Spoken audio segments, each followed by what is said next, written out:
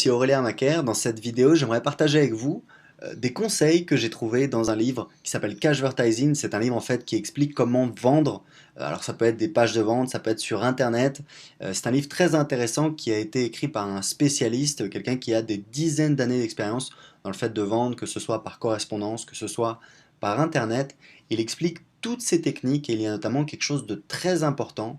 Si vous vendez sur internet, si vous devez écrire une page de vente, vous devez absolument connaître ces 8 désirs primaires de l'esprit humain. Il en parle parce qu'en fait, il explique que toutes les personnes ont ces désirs et qu'il est très important pour vous de montrer à vos prospects en quoi votre produit va permettre de satisfaire ces 8 désirs primaires de l'esprit humain. Alors, ce livre est en anglais. Heureusement, sur Amazon, on peut le parcourir. Ça me permet de vous montrer justement cette page qui en parle. C'est en anglais, mais je vais vous les présenter en français. Alors, il explique que tous les êtres humains sont programmés biologiquement avec ces 8 désirs. Le premier, c'est le désir de survie, d'apprécier sa vie, de vivre plus longtemps, donc d'être en bonne santé. Le deuxième, c'est le désir euh, de la bonne chair, c'est-à-dire de la nourriture, des boissons. Le troisième désir, c'est le désir de se libérer de la peur, de la douleur, du danger. Le quatrième désir, c'est le fait de trouver un partenaire, un conjoint. Le cinquième désir, c'est le fait de vivre dans des conditions confortables, de vivre de manière confortable. Le sixième désir, c'est un petit peu plus subtil en fait, c'est plutôt une question d'estime personnelle, c'est le fait de se sentir supérieur, de se sentir être un vainqueur, de se sentir pouvoir rouler des mécaniques par rapport à ses pairs, que ce soit par rapport à ses voisins, par rapport à ses collègues, par rapport à ses beaux-frères. Ça c'est très important, c'est une question d'estime personnelle. Le septième désir, c'est le fait de protéger, de profiter des êtres qui nous sont chers, typiquement la famille. Et puis le huitième, c'est ce qu'il appelle social approval. Moi, je l'ai traduit par le fait de ce qu'on appelle la reconnaissance sociale. C'est un petit peu subtil. Je pense qu'on peut considérer que c'est le fait de se faire des amis, typiquement. Donc si vous vendez un produit sur Internet, c'est très important parce que le fait de jouer sur ces 8 désirs primaires va vous permettre de faire plus de ventes, d'augmenter votre taux de conversion, et ça c'est vraiment très important. Alors il y a un petit exercice qui est très facile à faire, c'est le fait pour chacun de ces 8 désirs de se poser la question en quoi votre produit va satisfaire ce besoin. Alors je sais que c'est pas facile, c'est pour ça que justement que j'ai pris un exemple, j'ai traduit ces 8 points, et je vais vous montrer un exemple dans lequel je prends l'exemple en fait d'un cours d'anglais, d'une méthode d'anglais, et j'explique pour chacun de ces 8 points en quoi mon produit va permettre de satisfaire ce besoin.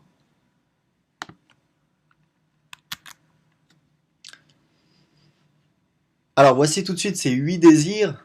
Le premier désir, c'est le désir de survie, le fait d'apprécier sa vie, de vivre plus longtemps. J'ai pas trouvé quelque chose de direct, j'ai réussi à remplir les autres points. Voilà, vous voyez, j'ai répondu à l'exercice, j'ai commencé à écrire. Parler anglais, c'est un excellent moyen. En fait, on va voir que plus tard, je permets indirectement de répondre à ce besoin.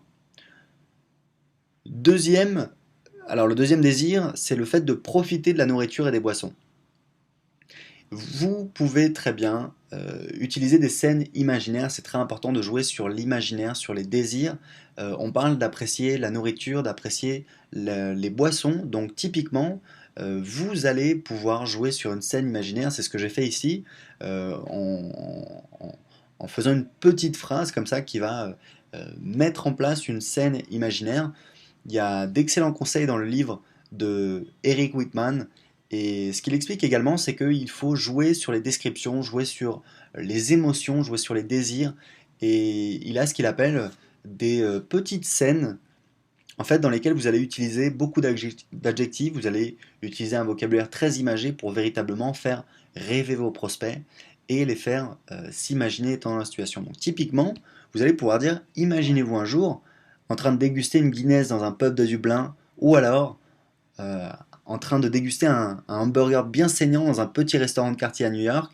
Voilà, là j'ai fait très très simple et vous voyez l'idée, vous pouvez comme ça jouer sur les émotions pour faire ressentir véritablement des émotions pour faire rêver vos prospects. Donc ça c'est une très très bonne technique que vous devez absolument utiliser dans vos message de vente. Alors, le troisième désir, c'est le fait de se protéger de la peur, de la douleur, du danger. Donc j'explique. Imaginez qu'un jour en voyage à l'étranger, vous ou un de vos proches soyez victime d'un accident. Le fait de parler anglais vous permettra de trouver des secours beaucoup plus rapidement. Alors, je vous le reconnais tout à fait, c'est un petit peu tiré par les cheveux, c'est pas vraiment une scène, c'est pas extrêmement convaincant, c'était juste pour l'idée. C'est vrai que c'est pas facile de trouver pour chaque désir, mais véritablement, vous devez absolument faire cet exercice, ça va vous coûter quelques minutes, mais vous allez pouvoir renforcer votre message de vente. Le quatrième point, c'est le fait de trouver un conjoint. Vous pouvez très bien dire dans votre message de vente, j'ai un ami à moi qui est parti apprendre l'anglais en Australie, et là-bas, il a rencontré la femme de sa vie. Cinquième désir, c'est le fait de vivre dans des conditions confortables. Là, typiquement, vous allez pouvoir dire, parler anglais va vous permettre de négocier un meilleur salaire. Parler anglais va vous permettre de vous vendre plus cher sur le marché du travail. Et in fine, ça va vous permettre de répondre au désir numéro un, qui est le désir de survie, le fait de vivre plus longtemps. Voilà, le fait d'avoir plus de valeur sur le marché du travail, in fine, c'est tout de même un moyen de se protéger, un moyen de survivre, d'avoir plus de compétences tout simplement. Alors, le sixième point, c'est le fait d'être supérieur, de gagner, de tenir la comparaison avec ses voisins. Et là, il faut jouer là-dessus, c'est très important.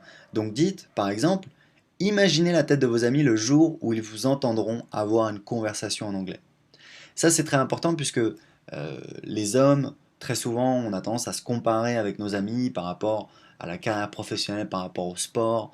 Les filles, c'est pareil, les femmes se comparent par rapport à leurs amis, par rapport à leurs vêtements, à leur réussite professionnelle. C'est très important, donc il faut impérativement jouer là-dessus.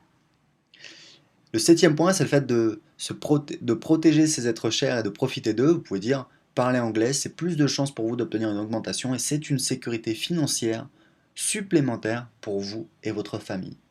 Alors on joue toujours sur l'argument qui dit que parler anglais va permettre d'augmenter ses revenus, de négocier un meilleur salaire, mais vous pouvez le décliner de différentes manières pour justement venir répondre à plusieurs de ces 8 besoins primaires. Le huitième besoin primaire, justement, c'est le fait d'être reconnu socialement. Vous pouvez dire parler anglais, c'est pouvoir se faire des amis aux quatre coins du monde, découvrir de nouvelles cultures et développer son réseau. Donc là, vous voyez, vous jouez un petit peu sur la fibre, vous allez pouvoir rencontrer de nouvelles personnes, vous allez pouvoir découvrir de nouvelles cultures, vous allez pouvoir vous faire des amis, mais également, en disant développer votre réseau, vous allez également jouer sur les autres points, sur le fait de pouvoir se protéger, d'avoir plus de ressources, donc plus de possibilités de faire du business, d'avoir un meilleur travail, d'avoir une augmentation, etc., etc. Donc c'est très important. Faites cet exercice. Si vous vendez un produit, expliquez en quoi votre produit va pouvoir répondre à ces 8 besoins primaires. Si vous avez des questions, posez-les dans les commentaires en dessous de cette vidéo. À très bientôt.